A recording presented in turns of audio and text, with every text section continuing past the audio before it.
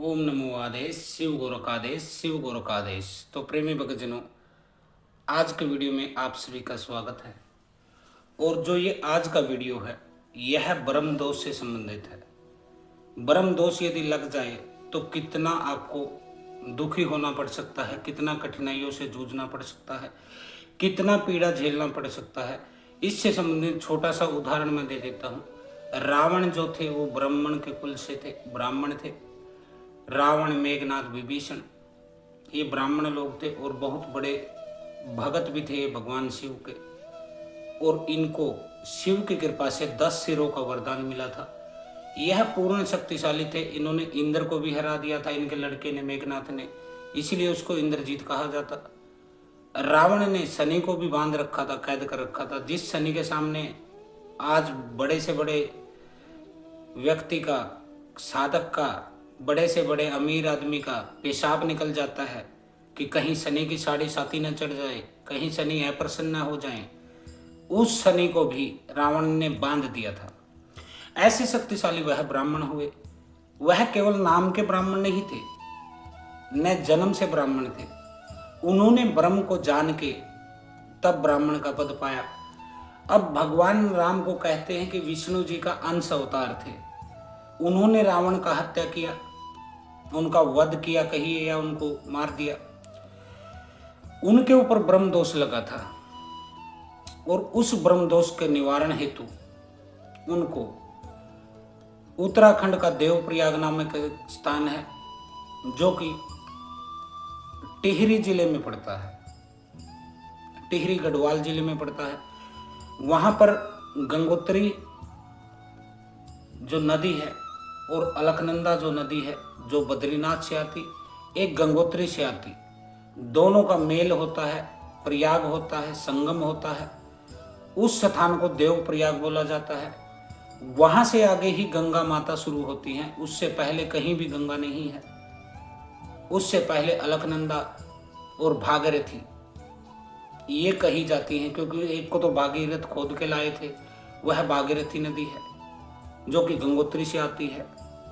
दूसरी बद्रीनाथ से जो आती है अलकनंदा नदी, जिसमें कुछ कुछ पानी माता सरस्वती नदी का भी है। वो दोनों संगम को देवप्रयाग कहते हैं। अब भगवान राम को और लक्ष्मण को, क्योंकि लक्ष्मण ने भी वध किया था मेघनाथ का, मेघनाथ भी ब्राह्मण कुल से थे, दोनों को ब्रह्म हत्या के दोष से मुक्ति पाने के लिए उनको देवप्रयाग में जाकर तपस्या करना पड़ा था। काफी दिनों तक तपस्या करके इस मुक्ति पाई थी उन्होंने।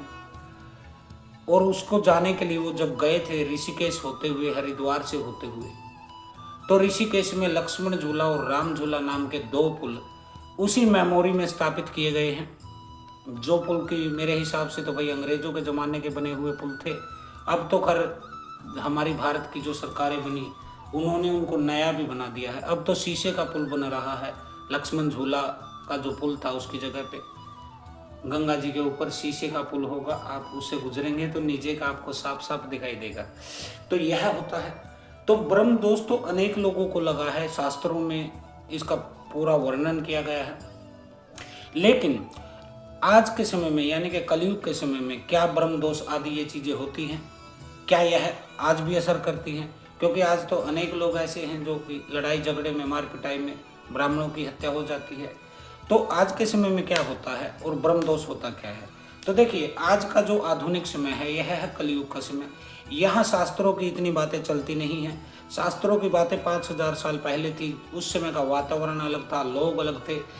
उस समय तो जैसे ऋषियों ने वेद लिखे हैं, उपनिषद लिखे हैं, ऐसा लगता है कि जैसे वो किसी देवता से बात करके ही इनको लिख रहे हैं। यानी कि मनुष्य और देवता का संबंध बहुत निकट का होता था। ऋषि मुनि, कोई भी भगत अपने देवता को पुकारता था तो वह भगवान प्रकट भी हो जाते थे, अवतार भी ले लेते थे, उसकी मदद करने के लिए भी चले आते थे। लेकिन आज कलयुग है। आज तो आप इतना वेट कीजिएगा मत कि कोई भगवान आएगा। आज तो आपके भीतर जो आत्मा है वही परमात्मा का एक अंश है, उसका विटनेस है, गवाह है। जो आपके भीतर उसने बैठा रखा है, चिप लगा रखा है, जैसे मोबाइल में चिप होता है, वैसे ही आपका एक सिम कार्ड आपके शरीर में परमात्मा का है, जिसको आत्मा बोलते हैं। यहीं से आपका गुना भाग, पाप पुण्य का हिसाब होता है। आप जितना अच्छा करते हैं, आपकी आत्मा का ऊर्जा, उसका स्वरूप बढ़ता है, उसकी चेतना परम शिखर को छू लेती है।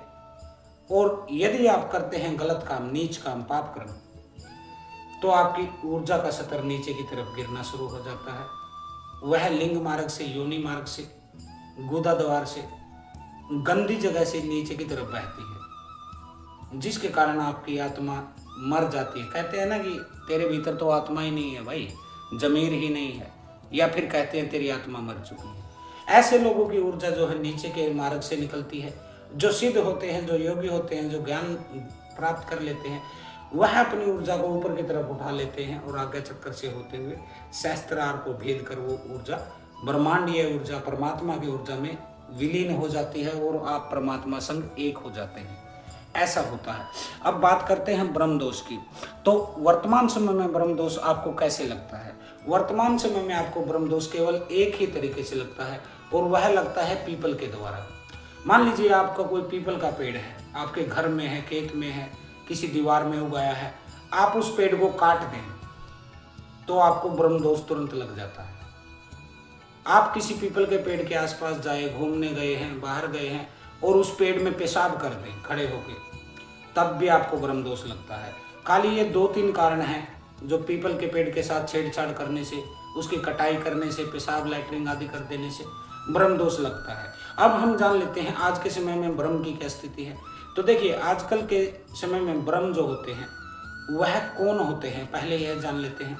मान लीजिए आपके गांव में कोई मंदिर है, वह शिव का मंदिर है, राम का मंदिर है, हनुमान जी का मंदिर है, माता दुर्गा का मंदिर है, काली का मंदिर है। तो उसमें यकीनन एक पुजारी होता है, वह पंडित होता है, पुजारी होता है, जो कि पूजा पाठ करता है, मंदिर में शंख बजाता है, आरती करता है, वहाँ पे बैठ के ज्योतिष आदि लोगों के वो भी देखता है, कुंडलिनी देखता है, पत्री देखता है, उपचार भी बताता है उनको, हवन यज्ञ भी करता है उनके घर में, मुहूर्त करता है, बच्चा होता है, मृत्यु होती है, हर जगह वह काम करता है। यानी कि उसे हर तरह का ज्ञान होता है, शास्त्रों का, मंत्रों का, शक्तियों की वह पूजा पाठ करता था। भगवान राम का, शिव का, हनुमान का, इनके मंत्र के जाप भी उसने बहुत ज़्यादा किए हैं अपने जीवन में। ऐसा व्यक्ति जब उसकी मृत्यु हो जाती है तो वह कहाँ जाता है? क्योंकि वह ईश्वर भगत रहा है, उसने अपना जीवन परमात्मा के प्रति समर्पित किया है, वह प्रेत योनि में नहीं जाता है भाई। तो वह कहाँ जाता है? मुक्ति तो हो नहीं सकती है, क्योंकि मुक्ति न तो सकाम कर्म से होती है, न निष्काम कर्म से होती है। यानी कि अच्छे कर्म करोगे तो स्वर्ग मिलेगा, यह कहावत, बुरे कर्म करोगे तो नरक मिलेगा, यह कहावत। इससे आगे आप बढ़ ही नहीं सकते हैं। मुक्ति यदि पानी है तो आपको पुण्य और पाप दोनों को छोड़ देना पड़ेगा, दोनों को ही छोड़ देना पड़ेगा। वह कैसे छोड़ते हैं, वह अपने गुरु से पूछिए। भाई मेरा दिमाग मत चाटिए, मेरा मकसद है ब्रह्म के बारे में बताना, मुक्ति देना नहीं है। मुक्ति जिसे चाहिए वो आके गुरु दीक्षा लीजिए, हम बताते हैं कि पाप और पुण्य दोनों को कैसे छोड़ा जाता है और मुक्त कैसे हो जाते हैं, संसार से भी और इस सारे माया जाल से, मक्कड़ जाल से, मोह जाल से, जो कुछ भी जंजाल फैला हुआ है ये असत्य का। तो यह हो गया। अब वह ब्रह्म जो होते हैं, मंदिर के पुजारी मृत्यु के पश्चात उनको पद मिलता है और वह पद होता है ब्रह्म। ब्रह्म नाम होता है उस पद का। वह अधिकारी के रूप में स्थापित हो जाते हैं उस मंदिर के पीपल के पेड़ पर, या फिर किसी अन्य तीर्थ स्थल पे, किसी भी पीपल के पेड़ पर ब्रह्म बाबा का स्थान होता है। इसीलिए तो बताया गया है, शास्त्रों में भी, आपके पूर्वज भी बताते होंगे कि पीपल को काटना नहीं चाहिए, वहाँ पेशाब गंदगी नहीं करना चाहिए। तो इसका यही कारण होता है कि उस पुजारी को, उस पुरोहित को, उस पंडित को मृत्यु के बाद जो पद मिलता है वह ब्रह्म का पद मिलता है और उसका स्थान होता है पीपल का पेड़। वह पीपल के पेड़ पर ही रहते हैं और उस क्षेत्र के जितने भी भूत प्रेत हैं सबको वह कंट्रोल करते हैं। वह जिस प्रेत को चाहे अपने पास में, उनके पास पास होता है बांधने का, वह प्रेत को बांधकर पीपल के पेड़ पर बांध देते हैं। इसीलिए तो हमारे पूर्वज पहले कहते थे कि भाई दोपहर में या आधी रात को पीपल के पेड़ के पास नहीं जाना चाहिए, घर में पीपल का पेड़ शुभ नहीं माना जाता है। तो यह होता है। इसका सीधा सा कारण यही है कि उस पर ब्रह्म बैठते हैं। ब्रह्म चूंकि एक सात्विक देवता है, भगवान राम के, कृष्ण के, हनुमान के, दुर्गा के भगत थे, वह शुद्ध शक्ति हैं। लेकिन जिन प्रेतों को वह पीपल के पेड़ पर बांध देते हैं वह शुद्ध नहीं होते हैं, क्योंकि ब्रह्म एक अधिकारी होता है। जैसे एक थाना अध्यक्ष हो गया, कोतवाल हो गया, वह चोर को, लुचक्के को, गुंडे को पकड़ के जेल में रोक देता है। अब दारोगा तो ठीक है अपनी जगह, लेकिन ये चोर उचक्के तो ठीक नहीं है। उसी तरह ब्रह्म रहते हैं पीपल पे, और वह भूत प्रेत जो है उनको बांध के रखते हैं। अब मान लीजिए ब्रह्म दोष के बारे में वीडियो है, आपने जान लिया कि ब्रह्म होते कौन है, यह आपने जान लिया भगवान राम के, कृष्ण के, विष्णु के, दुर्गा के। ये जो ब्रह्म होते हैं यह ब्रह्मदेव कहलाते हैं। यह सात्विक होते हैं, बिल्कुल सात्विक देवता, शुद्ध देवता। इनका लिबाज क्या होता है? इनका लिबाज होता है, एक तो जनेऊ होता है इनके यहाँ, सफेद जनेऊ होता है, सफेद इनके कपड़े होते हैं, सफेद इनकी दाढ़ी होती है, सफेद बाल होते हैं, बड़ी बड़ी आंखें होती हैं इनकी, बहुत सुंदर आंखें होती हैं। भाई ब्रह्म बहुत सुंदर देवता। 60 से 70 फुट के ऊंचे पहलवान होते हैं। जिसने भी भक्ताई की दुनिया में आगे बढ़ा है, जिसने भी शक्तियों को प्राप्त किया है, उसने ब्रह्म को देखा है। वह यह वीडियो सुन रहा होगा तो वह इससे अपने आप आइडिया लगा लेगा कि ब्रह्म जो होते हैं 60-70 फुट ऊंचे पहलवान होते हैं, उनकी पावर विशाल होती है। तो ब्रह्म जो होते हैं वो देव ब्रह्म कहलाते हैं, ब्रह्मदेव कहलाते हैं, भगवान विष्णु के, राम के, कृष्ण के, दुर्गा के भगत। दूसरे ब्रह्म जो बाबा भोलेनाथ के भगत थे, हनुमान जी के भगत थे, काली के भगत थे, अपना और जो भी अनेक देवी देवता हैं भाई, उनके जो भगत होते हैं, उनके पुजारी मंदिर में होते हैं, वह ब्रह्म बाबा की श्रेणी में जाते हैं। उनकी पहचान क्या है? उनके शरीर पर भगवा वस्त्र आपको मिलेगा, जनेऊ की जगह रुद्राक्ष की माला मिलेगी, उनके हाथों में भी और गले में भी। उनके हाथ में पास नहीं होता है ब्रह्मदेव की तरह, उनके हाथ में आपको चिमटा मिलेगा, जैसा चिमटा हम रखते हैं, गुरु गोरखनाथ जी का चिमटा, किसी भी नाथ बाबा का चिमटा आपने देखा होगा, वह चिमटा उनके हाथ में होता है। पैरों में इनके खड़ाऊ होती है। यह भी 60, 70, 80 फुट ऊंचे पहलवान होते हैं। जो इनको देख पाता है वह देख ही लेगा कि ब्रह्म की पावर क्या है। ज़्यादातर जो नॉर्मल भगत होते हैं, जिनकी अभी पूरे चक्कर जागृत नहीं है, जिनको पूरी तरह से दिव्य दृष्टि का अनुभव नहीं है, ऐसे लोगों को खाली इनकी आंखें और थोड़ा सा फेस दिखाई देता है, दाढ़ी दिखाई देता है, सफ़ेद सफ़ेद बाल होते हैं इनके लंबे, जैसे ऋषि मुनियों के होते हैं। सर पे जूड़ा होता है, ऐसे जूड़ा बना लेते हैं, उसमें रुद्राक्ष की माला से बांध लिया जाता है। यह इनका स्वरूप होता है। कोई भी भगत इनको देख सकता है जिसके भीतर प्रकाश हो ईश्वर का। तो यह ब्रह्म के बारे में आपने जान लिया। तो ये 2 प्रकार के ब्रह्म होते हैं जिनसे ब्रह्म दोष लगता है। तीसरे होते हैं ब्रह्म राक्षस, जो कि ब्राह्मण कुल में पैदा तो हुए, लेकिन वह जन्म के ब्राह्मण थे, उन्होंने ब्रह्म को नहीं जाना। ऐसे व्यक्ति मांस का, मदिरा का, गलत कामों का गलत काम करते हैं। वह मृत्यु के बाद ब्रह्म राक्षस के पद पर चले जाते हैं। इसके अलावा चौथे नंबर पर अंशनी ब्रह्म भी होते हैं, जिनके स्थान होते हैं, जिनकी पूजा होती है, जैसे हर्षु ब्रह्म हो गए, बिहार में ब्रह्म के स्थान है, वह अंशनी ब्रह्म कहा जाता है, जिनके मंदिर होते हैं। उनके मंदिरों पर भी भूत प्रेत का काट होता है। आप कभी भी हर्षु ब्रह्म के मंदिर में जाएंगे तो हर्षु ब्रह्म का जो मंदिर है बिहार में स्थित है, वहाँ आप जाएंगे तो वहाँ हजारों लोगों की लाइन लगी होगी। किसी में प्रेत नाच रहा है, उछल रहा है, कोई सर पटक रहा है। जैसे बालाजी का आपने देखा होगा ना दरबार, सेम वही दरबार हर्षु ब्रह्म का होता है। दूसरी बात यह मैं बता देता हूँ, हनुमान जी का जितने भी लोग दरबार चलाते हैं, देवी का जितना भी दरबार चलाते हैं, दुर्गा का, उनके दरबारों में न तो हनुमान जी होते हैं न देवी होती है, वहाँ ब्रह्म काम करते हैं। तीसरा, जितना भी पर्चा बनाने वाले भगत हैं, जो कागज पर लिखते हैं आपकी समस्याओं को और फिर पढ़ के सुनाते हैं, उनके यहाँ भी ब्रह्म काम करता है। वहाँ कोई देवी देवता की शक्ति नहीं होती भाई, ब्रह्म चलाता है उनका दरबार। दूसरी तरफ जैसे काली के भगत हैं, उन लोगों के दरबार को मसानी चलाती है। यह चीज़ नोट कर लीजिएगा, न तो वहाँ हनुमान होते हैं, न ही वहाँ पर देवी दुर्गा की कोई पावर है। हाँ, उनका आशीर्वाद जरूर होता है भगत पे। आप दीपक जला रहे हैं तो वही आशीर्वाद है, लेकिन काम वहाँ ब्रह्म करते हैं। ब्रह्म तंत्र के महारथी हैं, क्योंकि इनको ज्योतिष का भी ज्ञान होता है, मंत्र का भी ज्ञान होता है, शास्त्रों का भी ज्ञान होता है। वेद पाठी पुरोहित पंडित है ये। मृत्यु के पश्चात इनको अपनी सिद्धियाँ, अपनी शक्तियाँ, अपने ज्ञान को, यह साथ ही तो होता है इनके। लेकिन अब एक चीज का अंतर आ जाता है कि अब इनका ये भौतिक शरीर नहीं रहता, शक्ति ऊर्जा ही काम करती है। और इनकी ऊर्जा बहुत विशाल होती है। तो उस क्षेत्र के किसी भी भूत प्रेत को ब्रह्म पकड़कर बांध सकते हैं। दूसरी बात, ब्रह्म दोष आपको लग गया है तो इसका निवारण क्या है? इसके लिए आपको सीधा सीधा ब्रह्म बाबा का भोग दे देना चाहिए। कोई भी बड़ी बात नहीं है भाई, कोई भी बड़ी समस्या नहीं है ब्रह्म को प्रसन्न करना। और ब्रह्म बड़े जल्दी प्रसन्न होने वाले देवता हैं, क्योंकि ये किसी का बुरा नहीं करते भाई। ये एक सात्विक शुद्ध शरीफ देवता होते हैं, अच्छे देवता होते हैं, जिनके हृदय में एक कल्याण की भावना होती है। जैसे मंदिर का पुजारी होता है भाई, वो आरती पूजा करके प्रसाद देता है ना, सबको आशीर्वाद देता है, प्रेम से बोलता है, वही तो होते हैं ब्रह्म। तो ये किसी का बुरा नहीं करते हैं। लेकिन जब आपने यदि इनका पीपल का पेड़ काट दिया जिस पे इनका स्थान था, अब आपका घर है, उसको कोई तोड़ दे, आपको गुस्सा आएगा कि नहीं आएगा? पहले आप खुद अपने भीतर जागिए। गुस्सा आता है ना, वैसे ही ब्रह्म को गुस्सा आता है, आप उनके पीपल के पेड़ को काट देते। अब आप खाना खा रहे अपने घर में बैठे और कोई व्यक्ति आकर आपके यहाँ पेशाब करने लगे, तब भी आपको गुस्सा आएगा। जब आपको गुस्सा आएगा तो ब्रह्म को क्यों नहीं आएगा भाई? यह ब्रह्म दोष की श्रेणी में आता है। तो अनशनी ब्रह्म होते हैं, उनके बारे में बताया। 5वें नंबर के होते हैं बाल ब्रह्म। बाल ब्रह्म कौन होते हैं? जैसे 6 साल का, 7 साल का, 8 साल का बच्चा जो ब्राह्मण कुल में पैदा हुआ, थोड़ा बहुत मंदिर जाने लगा था, थोड़ा संस्कृत सीखने लगा था, 10-12 साल का हो गया, उसकी मृत्यु हो जाए, वह बाल ब्रह्म के रूप में जाता है।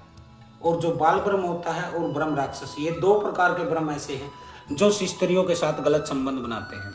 ये किसी भी स्त्री की इज्जत नहीं रखते हैं, न ही सम्मान रखते हैं, न इनको कोई लेना देना होता है। बाल ब्रह्म और ब्रह्म राक्षस।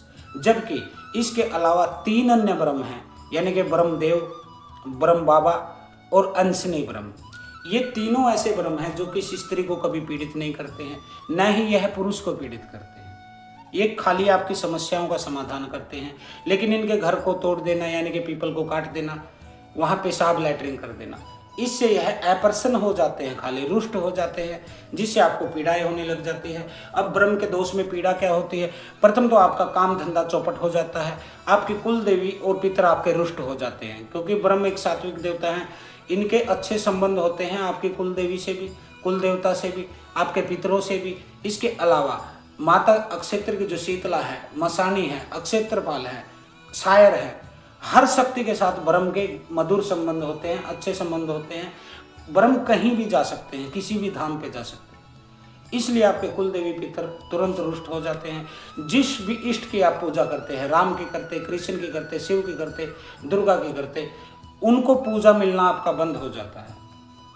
आप फिर कितना भी पूजा पाठ कीजिए, जप कीजिए, तप कीजिए, हवन कीजिए, कुछ भी आप कर लीजिए, आपको फल नहीं मिलेगा। क्योंकि जैसे ही वह शक्ति आपको फल देने के लिए आपके क्षेत्र में आएगी तो ब्रह्म उसको तुरंत रोक लेंगे और कहेंगे कि इस व्यक्ति ने मेरा अपमान किया है, मैं देव पद पे हूँ, अधिकारी के पद पे हूँ, ब्रह्म के पद पे हूँ। वह उस शक्ति को वापस दौड़ा देते हैं। चाहे आपके ऊपर कोई भी देवता कृपा कर रहा है, ब्रह्म दोष में आपको कृपा नहीं मिलेगी। ऐसे व्यक्तियों को चक्कर आना शुरू हो जाता है। चक्कर आना के यानी कि समझ ही जाते होगे आप चक्कर आने को, तो मतलब बेहोश होके गिर जाना, खड़े होते हैं तो चक्कर आना, ऐसे कमजोरी छा जाना, आंखों के आगे अंधेरा छा जाना, यह ब्रह्म दोष में होता है। तीसरा, आप किसी स्त्री के पेट में गर्भ में बच्चा है, वह बच्चा भी गिर जाता है, यानी कि गर्भपात कह लीजिए, इसको मिसकैरेज कह लीजिए, जो कुछ भी आप समझ पाए, वह बच्चा ठहरता ही नहीं। हाँ, गर्भ में यदि लड़की है, ब्रह्म उसके ऊपर हाथ नहीं उठाते हैं, फिर न ही शक्तियों का प्रयोग करेंगे। यदि गर्भ में लड़की है तो वह स्वस्थ पैदा होगी, लेकिन जैसे ही लड़का गर्भ में आएगा वो गिर जाएगा। मेरे पास अनेक ऐसे लोग आए हैं जिनके 3-3, 4-4 लड़कियां ही लड़कियां हैं, बीच में मिसकैरेज होता है उनको। मैंने उनको बताया जब लड़का गर्भ में होता है तो मिसकैरेज हो जाता है, लेकिन जब लड़की होती है, चाहे 4, 5, 8, 10 कितनी भी लड़की पैदा हो, स्वस्थ पैदा होंगी। क्योंकि इसका सीधा सीधा कारण है, ब्रह्म बाबा जो होते हैं वह कभी भी लड़की पे, स्त्री पे कुछ भी गलत नहीं कर सकते। तो गर्भपात आपका इसमें होता है। गर्भपात होते ही तुरंत कुल देवी रुष्ट हो जाती है, मतलब आप फंस जाते हैं एक मक्कड़ जाल में कि आप कुछ कर नहीं सकते। अब आप जाते हैं किसी भगत के पास, तांत्रिक के पास, ओझा के पास, गुनिया के पास, किसी बाकी के पास, किसी बोपा के पास जाते ही हैं भाई। और कहाँ जाएंगे? पहले तो डॉक्टर के पास चक्कर काटेंगे 2-4 साल, रिपोर्ट निकलवाएंगे, दवा लेंगे, डिप्रेशन की दवा, नींद की दवा, ये चीज़ वो चीज़, थायराइड हो गया है, अब आपको माइग्रेन हो गया, 20 तरह की समस्याएं आपको गिनवा दी जाएंगी। शुगर बीपी तो छोड़ ही दीजिए, वो तो मैं कहना ही नहीं चाहता, वो तो नॉर्मल बना दिया गया है, उसकी तो गोली आप रोज रोज लेते हैं। वहाँ चक्कर काट के 3-4 साल आपको कुछ भी फायदा नहीं मिलता है। अब आप शुरू करते हैं घूमना ज्योतिषियों के पास, बाबाओं के पास, तांत्रिकों के पास, ओगड़ कपालिक, हर जगह आप घूमते हैं, लेकिन वह भगत आपको ठीक नहीं कर पाता है ब्रह्म के दोष में। क्यों नहीं कर पाता है? उसका सीधा सा लॉजिक, ब्रह्म को वेद का ज्ञान, शास्त्र का ज्ञान, मंत्रों का ज्ञान, सिद्धियों का ज्ञान, हर तरह के ज्योतिष शास्त्र का ज्ञान, हर तरह के कुंडलिनी का ज्ञान, सब कुछ तो ज्ञान है, और वह जीवन भर पुजारी रहा। अब उसकी शक्ति के सामने आपका तांत्रिक भगत ओझा गुनिया कहाँ ठहर पाएगा? एक मारेगा उसको ब्रह्म, वो मिट्टी में मिल जाएगा, उसकी चौकी गद्दी भी बंद हो जाएगी भाई, वह भगताई भी नहीं कर पाएगा ब्रह्म के चक्कर में पड़ गया तो यह होता है। अब ब्रह्म को हटाया कैसे जाए यह मैं बता देता हूँ, क्योंकि आप अब यही सुनना चाहते होंगे कि समस्या तो आपने सुन ली, ब्रह्म के बारे में जान लिया, दोष के बारे में जान लिया, सब कुछ जान लिया आपने, हटेगा कैसे? इसके लिए आपको कुछ ज़्यादा नहीं करना होता है। आप केवल 3 मंगलवार जो मैं कहता हूँ वह कर दीजिए। आपको एक कटोरी ले लेनी है, दूध की कटोरी लेंगे, उसमें दूध डाल लेंगे, 2 बतासे डालेंगे उसमें, बतासे समझ सकते हैं आप, बतासे ना हो तो मिश्री डाल लीजिए। कहने का मतलब है इस कटोरी दूध को मीठा कर लीजिए, इसमें 2 लौंग 2 इलायची छोड़ लीजिए, यह करिए आप। इसके अलावा 5 लड्डू ले लेने हैं आपके। अब ये मत कह देना कि लड्डू बूंदी के लूँ, बेसन के लूँ, किस चीज़ के, क्योंकि ये सब पाखंडवाद मेरे सामने नहीं चलता भाई। लड्डू लड्डू होता है, उसको आप चढ़ा दीजिए खाली। ज़्यादा साइंटिस्ट मत बनिए कि बूंदी वाले से मानेंगे कि बेसन वाले से मानेंगे। भगवान हर किसी चीज़ से मान जाते हैं भाई, खाली फूल रख दीजिएगा उससे भी मान जाएंगे। आप हाथ जोड़ के सच्चे हृदय से पुकार लेंगे उससे भी मान जाएंगे। इसलिए मेरे से ये मूर्खतापूर्ण सवाल मत किया कीजिए कि बूंदी का लड्डू लूँ कि बेसन का लूँ। फिर कहते हैं लड्डू का रंग लाल होना चाहिए कि पीला होना चाहिए। फिर कहते हैं कि अब क्या ही कहें भाई, जो मूर्ख है ना वो सारी जिंदगी इन लड्डू में, चीज़ों में, दीपक में, बाती में। जैसे वो मेरे को कहता था ना कि गुरुजी जोत किस चीज़ की लगाऊं, घी की जलाऊं कि तेल की जलाऊं। मैंने कहा भाई तू जला ले यार, घी की जला ले। उसने कहा गुरुजी घी गाय का होना चाहिए कि भैंस का। मैंने कहा भाई गाय का ले ले यार, कोई दिक्कत नहीं। अब वह कहता गुरुजी गाय काली होनी चाहिए कि सफ़ेद होनी चाहिए। मैंने कहा भाई कोई बात नहीं यार, तू सफ़ेद का ले ले। अब उसने कहा गुरुजी गाय के नीचे बछड़ा होना चाहिए कि बछड़ी। मैंने कहा भाई यार जो कुछ भी है यार कर ले तू। अब उसने कहा दूध ताज़ा निकला हुआ होना चाहिए कि उबला हुआ होना चाहिए। मैंने कहा भाई कोई फर्क नहीं पड़ता यार, दूध दूध होता है, तो गर्म दूध है उसको ठंडा कर ले तू, और क्या करेगा इसके बाद। अब अगला प्रश्न क्या दागा उसने कि गुरुजी जोत जो है वह है रुई की बनाओगे कलावे की। मैंने कहा कोई दिक्कत नहीं है, तू रुई की बना ले भाई। उसने कहा जोत अब खड़ी लगाऊं कि पड़ी लगाऊं। मैंने कहा भाई तू यार खड़ी लगा ले, और क्या करेगा तू। अब उसने कहा कि दीपक का मुंह पूर्व में रखूं कि पश्चिम में रखूं। मैंने कहा इस दीपक को उठा के मेरे सर पे रख जा भाई, यहाँ जला दे इसको यहाँ। तो ऐसे सूतियों की कमी नहीं है जो खाली चीज़ों में, चमड़ी में ही उलझे हैं। कई लोग कहते हैं कि गुरुजी साधना में कपड़े का रंग क्या होना चाहिए, कपड़ा सीमा हुआ पहनूं कि बिना सिला पहनूं, लपेटने का पहनूं। ऐसे मूर्खों की कमी नहीं है जो खाली चमड़ी पर जिनकी नज़र है, छोटी छोटी चीज़ों पर नज़र है। इन चीज़ों से नज़र हटेगी तभी तो आप परमात्मा को देख पाएंगे, नहीं तो इन चीज़ों में ही घुल के रह जाएंगे भाई। आपकी साधना सफलता को नहीं प्राप्त करेगी। आपको बोल दिया 5 लड्डू लेके जाइए तो 5 ले जाइए आप उठा के। आपको बेसन का मिले, बूंदी का मिले, लाल मिले, पीला मिले, जैसा भी मिले, लड्डू लड्डू होता है भाई। अब ब्रह्म ये थोड़ा ना डिमांड करेंगे कि बूंदी का ही लाइए, लाल ही लाइए। आप होंगे सुतिया, ब्रह्म सुतिया नहीं है। ब्रह्म एक परम शक्ति है, एक ज्ञानी विज्ञानी होते हैं ब्रह्म। मैं कहता हूँ वह विज्ञानी भी होते हैं। ठीक है, 5 लड्डू आपको ले लेना है, 5 ही आपको अगरबत्ती ले लेना है। अगरबत्ती आप समझ सकते हैं ना, अगरबत्ती 5 को ऐसे रखिएगा, ऐसे एक जगह पे जलाना है उनको, ऐसे। ये नहीं कि एक एक करके जलाएंगे, 5 को एक जगह लगा के पीपल की जड़ों में गाड़ देंगे। घी का दीपक जलाइए वहां पे, घी का दीपक जलाइए, अगरबत्ती जलाइए, 5 लड्डू वहां पे चढ़ा दीजिए ब्रह्म बाबा के लिए। और जो दूध मैंने बताया था मीठा दूध, उससे पीपल की जड़ों में सींच दीजिए और हाथ जोड़कर वहीं बैठ जाइए भाई, बिल्कुल वहीं बैठ जाइए अडिग होके कि हे ब्रह्म बाबा मैं आ गया भाई शरण में आपकी।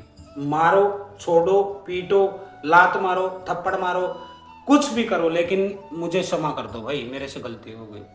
7 बार नाक रगड़िए वहीं पे कि मेरे पूरे खानदान में जिससे भी गलती हुई है उसके लिए मैं क्षमा मांगता हूँ। आप प्रसन्न हो जाइए खाली। अब वहीं बैठ जाना है आपको। आपको ये मुद्रा बना लेनी है बेटा। देख, मुद्रा बिना काम नहीं चलेगा आपका, और मुद्रा मैं आपको हर किसी की बताता रहता हूँ। ये देखिए, आपका अंगूठा मिला हुआ होना चाहिए। पहली जो उंगली है आपकी वह मुड़ी हुई होनी चाहिए, मुड़ी हुई। मध्यमा उंगली जो है वह दोनों मिली हुई होनी चाहिए, और नीचे की उंगलियां आपस में दोनों फंसी हुई होनी चाहिए। एक बार नीचे से मैं घुमा देता हूं, देखिए नीचे की दोनों उंगली आपस में फंसी हुई, मध्यमा उंगली दोनों ऐसे सीधी, और जो बीच वाली उंगली है वो दोनों ऐसे मुड़ी हुई, अंगूठे आपके मुड़े हुए। ऐसे आपको मुद्रा बना लेना है। यहाँ छाती पे लगा लेना है दोनों अंगूठों को, बिल्कुल छाती पे बीच में ऐसे। और आपको जप करना है इस मंत्र का, ओम ह्रीम राम, ओम ह्रीम राम, ओम ह्रीम राम, ओम ह्रीम राम, ओम ह्रीम राम, ओम ह्रीम राम, ओम ह्रीम राम, ओम ह्रीम राम, ओम ह्रीम राम, ओम ह्रीम राम, ओम ह्रीम राम। ऐसे आपको 108 बार जाप कर देना है ओम ह्रीम राम मंत्र का। ओम ह्रीम राम, इस मंत्र का जाप आप जैसे ही कर देते हैं, अब आपको हाथ जोड़ लेने हैं कि हे ब्रह्म बाबा, जो यह भगवान राम के मंत्र का मैंने बीज मंत्र का जाप किया है, इसके फल को भी मैं आपको ही समर्पित करता हूँ। थोड़ी देर वहां पे बैठ जाने के पश्चात अब आपको खड़ा हो जाना है और उस पीपल के पेड़ से एक पत्ता तोड़ लेना है। उस पत्ते को तोड़ लीजिए। जिस कटोरी में आप दूध लेके आए थे उस कटोरी को आप मंदिर से ही पानी की भर लीजिए। मंदिर से पानी की भरेंगे। इन दोनों चीज़ों को आपको अपने घर लेके जाना है। अपने घर ले जाइए, अपने पूजा स्थल पर। ऐसे आपका पूजा स्थल होगा आपके घर में, तो वहाँ पे आपको, जैसे मेरा दीपक जल रहा है, आपको दिखाई दे रहा है दीपक, उस दीपक के नीचे आपको क्या करना है, इस दीपक को यहाँ से हटाइए 1 मिनट के लिए। यहाँ पे आपको उस पत्ते को रख देना है। और उस पत्ते को कैसे रखना है भाई, ये भी जान लीजिए पहले आप। उस पत्ते को धो लीजिए पहले तो घर आते ही। उसके ऊपर सिंदूर से आपको ओम लिख लेना है। ओम ओम ओम लिख लेना है सिंदूर से, और उस पत्ते को स्थापित कर दीजिए ऐसे बिल्कुल सीधा अपने मंदिर में। 2 4 8 10 दाने उसके ऊपर चावल के छोड़ दीजिए ऐसे। और अब अपने दीपक को इस पत्ते के ऊपर रखिए। ठीक, सिर्फ ऐसा करना है। और अब आपको डेली का डेली घर पे 108 बार ओम रीम राम मंत्र का जाप करना है। ओम रीम राम, ओम रीम राम, इसी मंत्र का जाप करके 108 बार प्रतिदिन आपको ब्रह्म बाबा से प्रार्थना करनी है कि हे ब्रह्म बाबा, इस जप के फल को मैं आपको समर्पित करता हूँ, मेरे ऊपर दया कीजिए, कृपा कीजिए, मेरा साथ दीजिए। ऐसा आपको 3 मंगलवार करना है भाई। 3 मंगलवार जाना है आपको मंदिर में। मंदिर राम का हो, कृष्ण का हो, दुर्गा का हो, शिव का हो, हनुमान का हो, कोई भी हो, लेकिन पीपल का पेड़ होना चाहिए उसमें। तो आप ऐसे ही डेली का डेली 108 बार ओम रीम राम का जाप ब्रह्म बाबा को समर्पित करते रहिए। मंदिर से जो जल लाए थे उसको अपने पूजा स्थल पे छिड़किए, अपने घर में इधर उधर छिड़क दीजिए। घर की शुद्धि हो जाएगी आपकी। और ब्रह्म जो होते हैं वह 3 मंगलवार में आपसे बिल्कुल प्रसन्न हो जाएंगे भाई। सारी मन मुटाव, नफरत जो उनके भीतर घृणा हो गई थी आपके प्रति, क्योंकि आपने उनके शैतान को काट दिया या फिर पेशाब लैट्रिन कर दिया, वह सारी घृणा खत्म हो जाती है।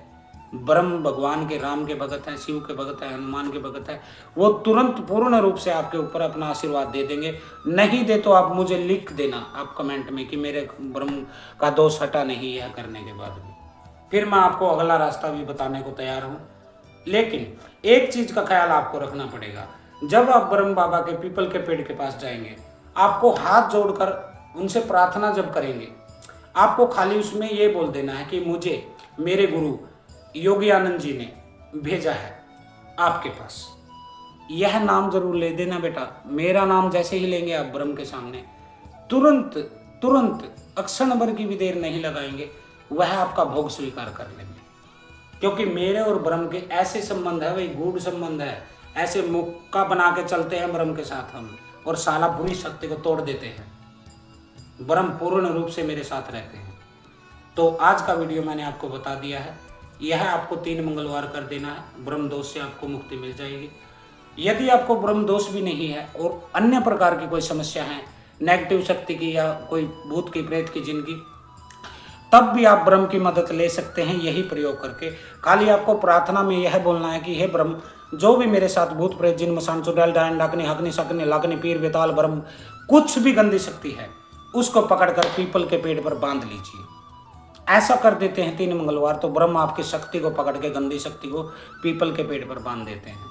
ब्रह्म एक काम आने वाले देवता हैं, एक सहयोगी के रूप में उनको देखिए, उनका सम्मान कीजिए। पीपल के पेड़ से जब भी गुजरे, मंदिर जाएं तो ब्रह्म को प्रणाम करना न भूले भाई। पीपल के पेड़ में जल चढ़ाना, दूध चढ़ाना, मीठा दूध यदि चढ़ाएंगे बताशा डाल के, ब्रह्म तुरंत प्रसन्न हो जाते हैं। 5 अगरबत्ती इकट्ठा गाड़ देते हैं, ब्रह्म तुरंत प्रसन्न। दीपक जला देते हैं घी का, ब्रह्म तुरंत प्रसन्न हो जाते हैं। तो ब्रह्म ऐसी शक्ति है जो आपको अपने घर में, आसपास में, परिवार में आपकी रक्षा करती है। तो आज के लिए इतना ही। हर हर महादेव, ओम काली, आदेश गुरु गोरखनाथ, सिद्ध योगी सिद्ध योगी सिद्ध योगी गुरु गोरखनाथ। ऐसी ही ज्ञानवर्धक वीडियो के लिए हमारे चैनल को सब्सक्राइब जरूर करें।